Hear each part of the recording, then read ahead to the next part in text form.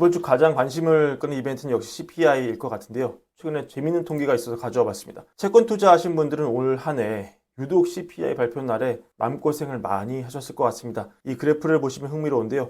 올해 들어서 10년물 금리가 오른 날 기준으로 CPI 4번 발표된 날 누적된 게 31bp가 올랐는데 그 외 오른 날 합친 게 31bp라고 해요. 그만큼 CPI 날 금리가 올라서 채권 투자하신 분들은 마음고생 많이 했다는 얘기죠. 일단 이번 수요일 CPI 자체는 전달보다는 조금 낮게 나올 것으로 기대가 되고 있습니다. 근원 CPI는 이번에 3.6 정도 나와서 3월보다 내려가고 헤드라인도 3.4 나와서 3월 나왔던 3.5보다는 좀 낮아질 것으로 예상이 되고 있습니다. 하지만 CPI를 앞두고 비교적 긍정적인 뉴스와 반대로 부정적인 뉴스가 공존하고 있어서 제가 정리를 해봤는데요. 일단 부정적인 뉴스를 먼저 보자면 그 브랜비어 시간에 미시간 기대 인플레가 최근 들어서 급속하게 오르고 있어서 걱정이라고 말씀드린 바 있는데 CPI 발표를 코앞을 앞두고 나온 이 뉴욕 연은 기대 인플레 이거 1년 보시면은 이게 다시 오르는 추세를 보이고 있습니다. 4달 동안 잘 고정이 됐다가 이번에 3.3%로 치솟으면서 최근 이 기대 인플레 상승이 이 미시간 기대 인플레만 나온 게 아니고 뉴욕 연은까지 이게 번지면서 상당히 경제 참가자들이 물가 인상에 대한 공포를 받아들이고 있는 모습이다. 이런 것을 보여줬다고 볼 수 있습니다.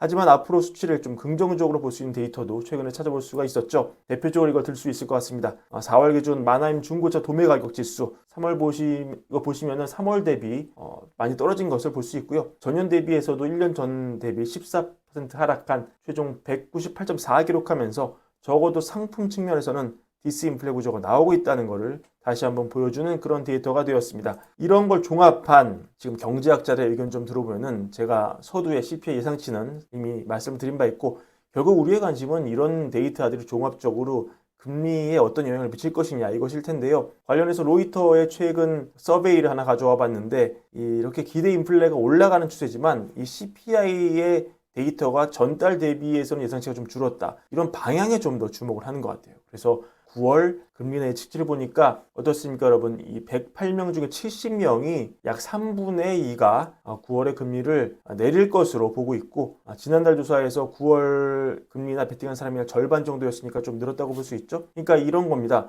얼마 전 파월이 FOMC에서 1월과 2월, 3월에 높은 CPI를 확인했음에도 금리 인상 가능성을 부정한 바 있죠. 이런 거에 대해서 시장이 상당히 고무적으로 받아들이는 것 같습니다. 그렇다면은 지금 이런 CPI가 사실 이번 달에도 연준의 목표치인 2%는 훨씬 웃도는 상황이지만 이렇게 낙관적인 뷰가 살아있는 상황이라면 수요일 CPI가 시장 기대 정도만 나와도 정신을 선방할 수 있겠다. 우상향 이어갈 수 있겠다. 이런 전망이 나오는데요. 최근 투심을 보여주는 그런 리포트가 상징적으로 하나 나온 게 있죠. HSBC가 엔비디아 목표 주가를 주당 1,050달러에서 1,350달러로 대폭 올리면서 여전히 엔비디아에 대한 강한 매수 콜을 유지했습니다. 이런 논리를 펼치더라고요. 엔비디아는 여전히 강력한 가격 결정력을 유지할 것이다. 실적 측면에서도 이달 말에 컨센 추정치를 보면 이게 엔비디아가 자체가 240억 달러, 시장이 245억 달러 이상 예측을 하고 있는데 이거는 HSBC가 보기에는 그거를 훨씬 웃도는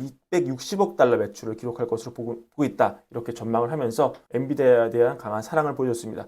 지금 오늘도 제퍼슨 연준 부의장이 나와가지고 올해 1분기 인플레가 예상만큼 떨어지지 않았고 그래 나에게 우려를 주고 있다. 우리가 인플레 목표로 돌아오고 있다는 추가 증거를 찾기 전까지는 금리는 계속 제한적인 영역에서 유지하는 게 맞다고 본다. 이렇게 매파적인 발언을 계속 유지하고 있지만 지금 시장을 보면은 이런 거 같아요. 금리나 굳이 없어도 증시 갈 수 있다. 이런 마인드로 시장을 좀 무장을 한 상황이기 때문에 얼마 전에 제가 말씀드렸지만 스티브 아이즈만 빅쇼트로 유명했던 스티브 아이즈만 보면은 내려봤자 한 번일 것 같은데 그게 뭐 증시에 큰 도움 되겠어요? 금리가 크게 오르는 동안 증시는 오르지 않았습니까? 이런 얘기도 하고 있고 톰리는 뭐 한 번 정도의 금리 인하에도 증시는 충분히 환호할 수 있다고 긍정적인 뷰를 보여주고 있습니다. 실제로 지금 투심 굉장히 좋은 상황이기 때문에 이런 사람들의 논리가 좀 더 시장에 먹혀드는 것으로 보입니다. 그리고 지금 시장이 또 주목하는 그런 선거, 증시와 뗄래야 뗄 수 없는 선거 결과, 선거 여론조사 결과가 뉴욕타임즈 새로 나왔는데 보시면 위스콘신만 이것도 45대 47로 바이든의 뭐 근소한 차이, 오차 범위 감안하면 이긴다고 볼 수도 없죠. 이거 빼고는 전부 펜실베이니아, 애리조나, 미시간, 조지아, 네바다를 트럼프 후보가 다 가져가는 것으로 볼 수 있습니다. 그러면은 바이든은 선거 지는 거죠. 도저히 이길 수가 없는 그런 국면입니다. 그렇다면은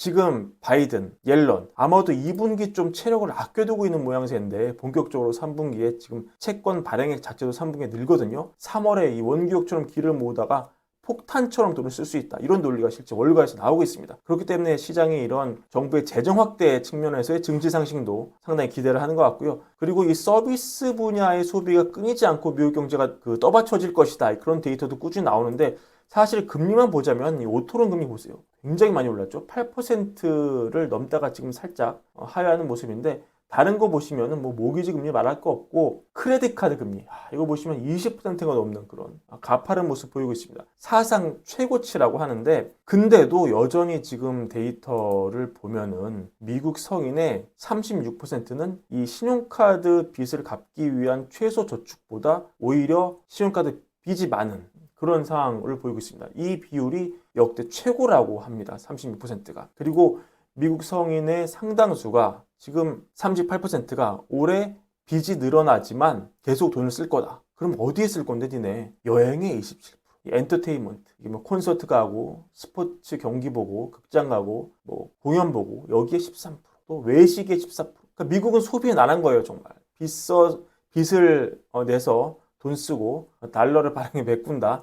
이런 스케일이 다른 경제이기 때문에 정말 반도체 차 팔아서 근근히 알뜰살뜰 먹고 사는 저 같은 코리안이 감히 상상할 수 없는 그런 엄청난 스케일의 그런 미국 경제인 것 같습니다. 그리고 이 신용카드 부채가 있는 미국인은 67%는 여전히 신용카드 쓸 때 신용카드 보상을 극대화하는데 가장 관심이 있다. 마일리지 나오고 기프트카드 나오고 캐시백 나오고 이런 보상을 따먹기 위해 여전히 노력한다는 거죠. 빚이 있든지 말든지. 하지만 이런 데이터로, 이런 소비 호조, 어떤 재정 확대, 이런 데이터로 인한 증시 상승은 CPI가 어느 정도 시장 예측치에 부합하게 나왔을 때 얘기고 만약에 또 CPI가 석연치 않은 이유로 너무 높게 나왔다. 이건 우리가 또 세부 카테고리를 들여다봐야 되겠지만 시장이 또 증시를 빼려면 얼마든지 또 이유를 찾지 않겠습니까? 지난주 월저널이 나온 칼럼을 참고하면 논평을 했죠.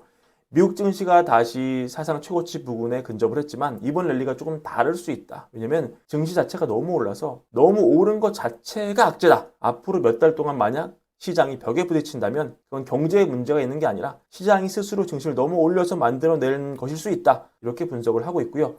또 이것도 약간 한 일주일 정도 된 데이터인데 투자자들이 레버리지 ETF를 4월에 쓸어 담았다는 그런 얘기입니다. 이런 건 주로 인간 지표로 쓰일 수가 있겠죠. 그만큼 돈이 많이 몰리는 곳에는 사람들 관심이 몰리는 곳에는 시장이 수익을 안 줄 수 있으니까요. 이런 가능성도 있겠다. 이런 점 종합적으로 사고하셔서 CPI 앞두고 포트폴리오 재정비하였으면 좋겠습니다. 오늘 브랜베어는 이것으로 마무리하고요. 월가월부 구독과 좋아요, 아끼는 사랑도 늘 한결같은 마음으로 부탁드립니다. 시청해주셔서 감사합니다.